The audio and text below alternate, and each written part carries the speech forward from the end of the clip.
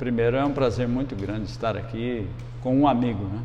Amigo de infância, daqui da nossa querida terra, Presidente Venceslau, onde nós compartilhamos muito da nossa juventude. Desde a época do campinho do tiro de guerra, soltar pipa, rodar peão, jogar bola no campinho de tiro de guerra, às vezes jogando futebol na Mariana, às vezes no Corintinha. Esse foi o início, essa é a nossa carreira, tanto a sua quanto a minha, não difere muito. As ruas aqui da nossa cidade ainda eram de terra, algumas só asfaltadas, né? Os desfiles ali na Dom Pedro II ou na Princesa Isabel, isso era um marco histórico da nossa cidade. A estrada de ferro, que hoje eu passei, já não vi mais, passei hoje, tirei algumas fotos aqui, onde nós andávamos, e hoje vim recordar essa história da nossa querida Venceslau. Meu pai, Antônio Camulês, já falecido em 79, faleceu aqui em Venceslau, trabalhava na penitenciária regional, à época só tinha a penitenciária 1, aquela Zuínglio Ferreira. Meus irmãos, nós somos em 4, a Ivone, que é mais velha, mulher do Antônio Gabriel de Lima, que foi presidente da OAB em Presidente Prudente, e é irmão do Braz Aristeu de Lima, do Manuel Antônio de Lima, que são advogados aqui da terra, né? A minha irmã Ilva mora em Presidente Prudente, já aposentada, a Ivone também mora lá, meu irmão Ilvonei mora em São Paulo, e eu, que sou mais novo, caçula. Eu fiz em Presidente Prudente, até então era a IT, a Instituição Toledo de Ensino, só tinha Toledo. Estudei lá, nesse período eu trabalhava no fórum lá em Presidente Prudente, fui escrevente 8 anos e trabalhei no fórum nesse período. Fiz concurso para juiz em diversas cidades, diversas capitais, logrei êxito no Acre, em Rio Branco, em 1995. Em 96 tomei posse na magistratura, sendo que a primeira cidade foi Cruzeiro do Sul, o ponto mais ocidental do país. Hoje eu continuo no Poder Judiciário acreano, sou desembargador há 3 anos, sou vice-presidente e corregedor do Tribunal Regional Eleitoral e presidente do Colégio de Corregedores Eleitorais do Brasil. O desembargador, assim, para tornar descontraído, alguns perguntam o que é. O desembargador é um juiz mais velho, né? O juiz mais velho é aquele que passou por diversas etapas e hoje ele está no tribunal. O tribunal é um órgão que acaba recebendo recurso dos advogados, dos promotores, através do Ministério Público, e vai apreciar a sentença e essas decisões do juiz de primeiro grau, o juiz da comarca. E é esse o trabalho do desembargador. Então ele vai proferir o voto na Câmara onde ele atua. Eu, no caso, atuo na primeira Câmara Civil do Poder Judiciário de Rio Branco, ou seja, do Acre, e lá essa Câmara é composta de 3 desembargadores. O trabalho do Poder Judiciário é uma vocação, né? E se estiver vocacionado em qualquer ponto do território nacional, ele vai trabalhar bem. O Acre tem uma circunstância diferente. Nós estamos próximos a 2 países que são produtores de substância entorpecente, é a Bolívia e o Peru. E o Acre, com esse território, é um território pequeno, um estado pequeno, mas que nós temos esse trânsito muito grande. Então isso tem um ponto de vista geográfico um pouco complicado, mas não é nada também tão assombroso não trabalhar lá. Em se tratando de um estado pequeno, depende muito do governo federal. Essa questão de fronteira que eu falei, nós dependemos muito das ações do governo federal, que até então são poucas ou incipientes em relação ao que nós demandamos ou precisamos, né?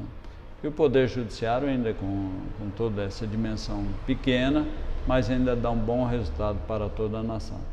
A Justiça Eleitoral, como o país como um todo, né, é um trabalho específico, é um trabalho contínuo, uma velocidade muito grande. Nós tivemos uma eleição, a última eleição foi durante uma pandemia, que isso o mundo todo passou.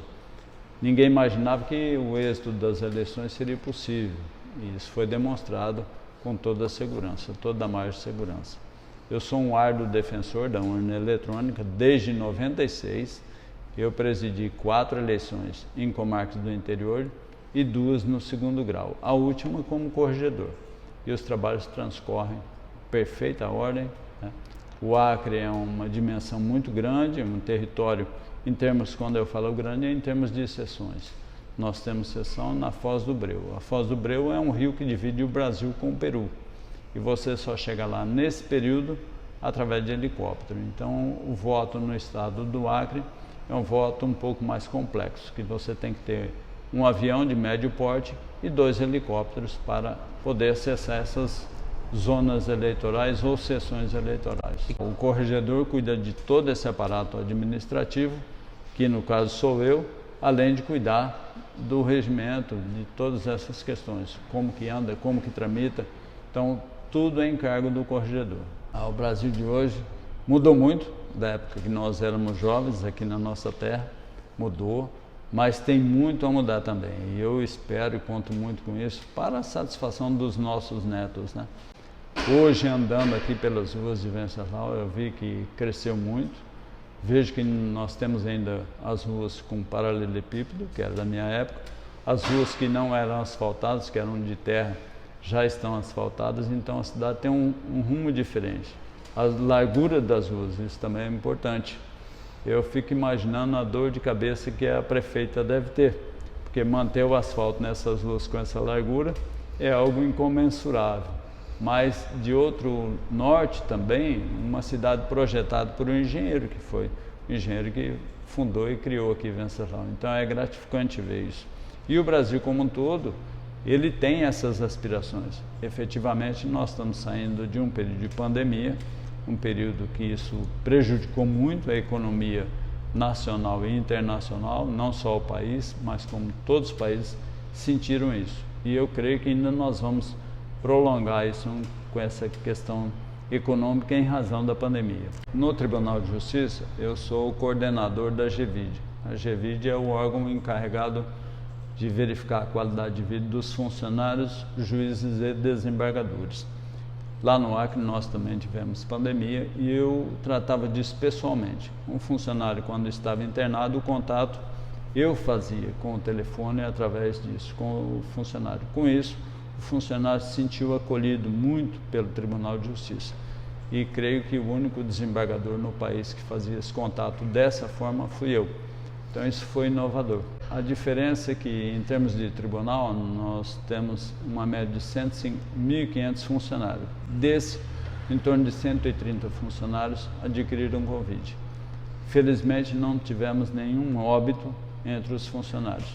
Do juiz, nós temos 55 juízes. Desses 55, 16 tiveram Covid. Também não perdemos ninguém. E entre os desembargadores, que nós somos em 12, 4 tiveram Covid. E o Estado também, assim como todo o Estado, né, muitas mortes aconteceram, os hospitais sobrecarregados, mas enfim nós conseguimos ultrapassar. Não está tão tranquila. Esse fluxo e essa vontade das pessoas de retornarem ao contato social impôs já uma restrição. Nós retornamos à bandeira amarela quando nós estávamos saindo para uma bandeira verde, que o Estado todo, já retornamos para a bandeira amarela. Isso significa uma preocupação. A pessoa do Luiz Camolês hoje é uma pessoa tranquila, né? Já sou casado, tenho 2 filhos, esses 2 filhos todos casados, já tenho um neto de 4 anos, né? Os filhos são todos bacharéis em Direito, a minha nora também é bacharel em Direito, o meu genro também é bacharel em Direito e Engenheiro Civil, todos estão trabalhando, né? Então é muito satisfatório você ver essa continuidade da sua família, todo esse esforço que vimos, quem saiu daqui de Venceslau, quem ainda permanece aqui, como é o seu caso, você vê essa aspiração de futuro se realizando e idealizando através dos filhos. Eu sinto que a função foi feita e muito gratificante. Aqueles que estão assistindo e vão efetivamente assistir, assim como eu, assim como você, nós somos pessoas que viemos de um meio pobre, né? Quando eu falo pobre é que nós não tínhamos acesso às classes sociais. Hoje, passando, eu levei minha mulher para conhecer onde era a piscina do Venceslau Clube. E nós não íamos na piscina do Venceslau Clube. Nós íamos nadar e aprendemos a nadar na Ponte do Herrera. Lembra bem disso? Então, o recado para esse jovem é isso, tanto no meu exemplo, quanto no seu exemplo, que nós temos condições, sim, de galgar onde nós possamos imaginar.